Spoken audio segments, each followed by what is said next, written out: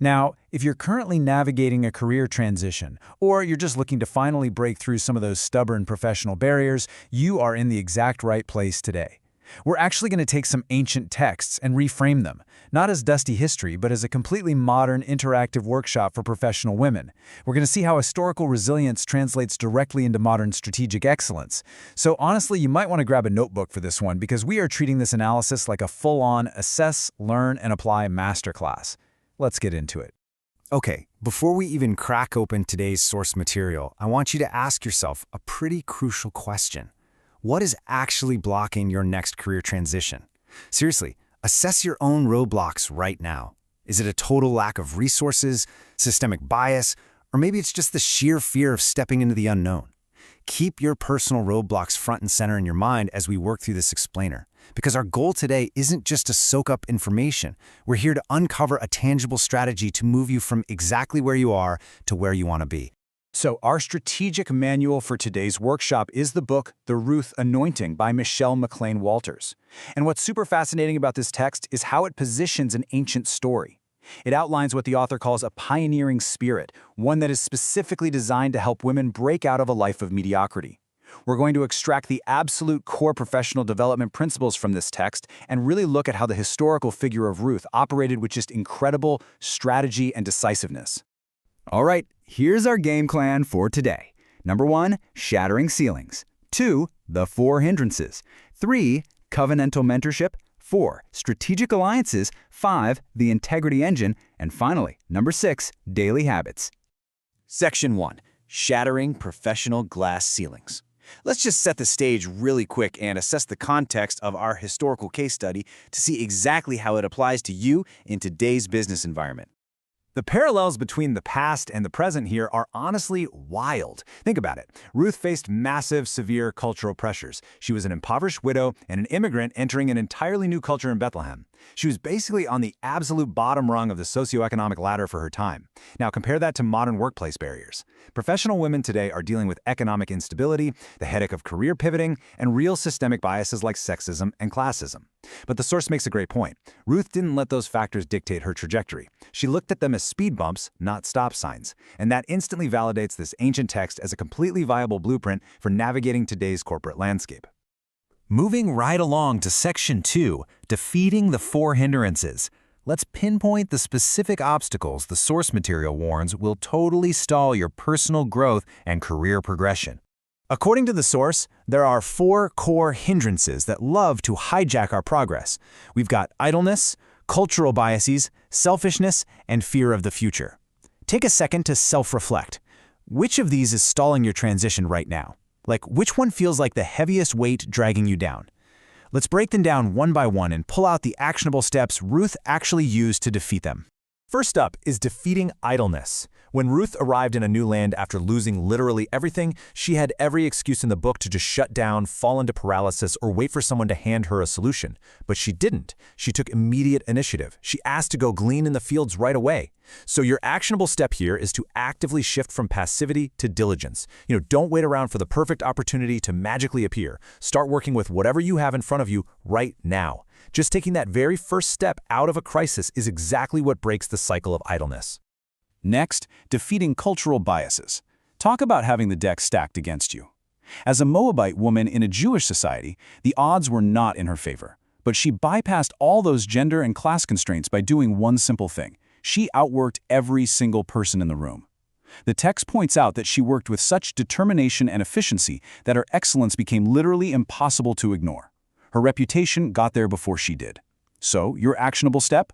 Let the sheer quality of your work be your ultimate barrier breaker. Be so undeniably good that stereotypes just shatter on impact.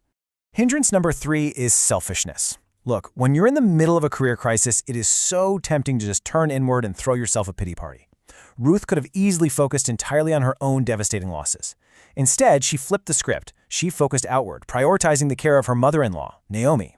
And the source makes this really fascinating point. Focusing on serving others and adding value to your community actually unlocks brand new resources and favor for your own career. So, the actionable step is to find a way to serve someone else's vision. It will inevitably end up expanding your own. And finally, defeating the fear of the future. The text points out a hard truth. Fear of the unknown often convinces us to just settle for familiar misery rather than risk transitioning into something new.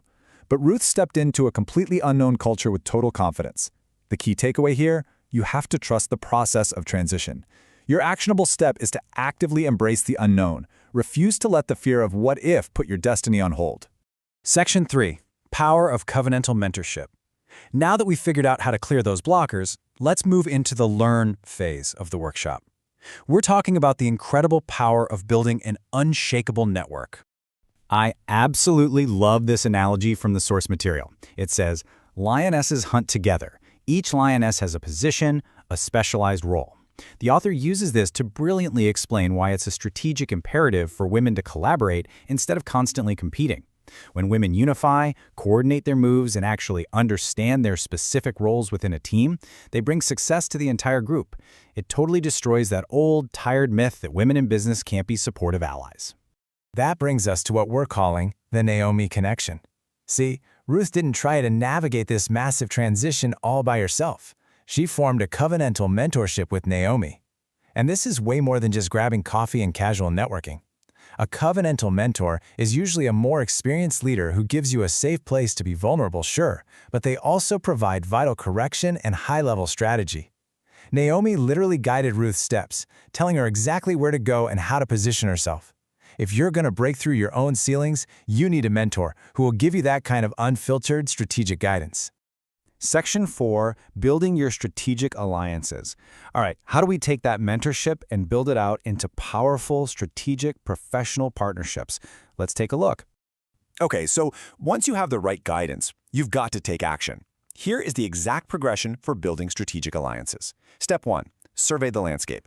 Ruth didn't just wander around aimlessly hoping for the best, she actively evaluated which field offered the best opportunity for favor and safety. Step 2. Position yourself as a valuable partner.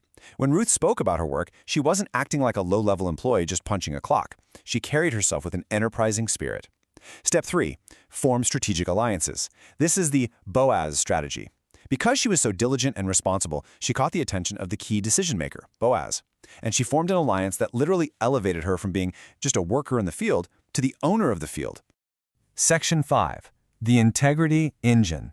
So getting the promotion is one thing, but how do you sustain it? Let's shift to the foundational character traits you need for long-term career success. Our sources make it very clear. True promotion means passing tests of character.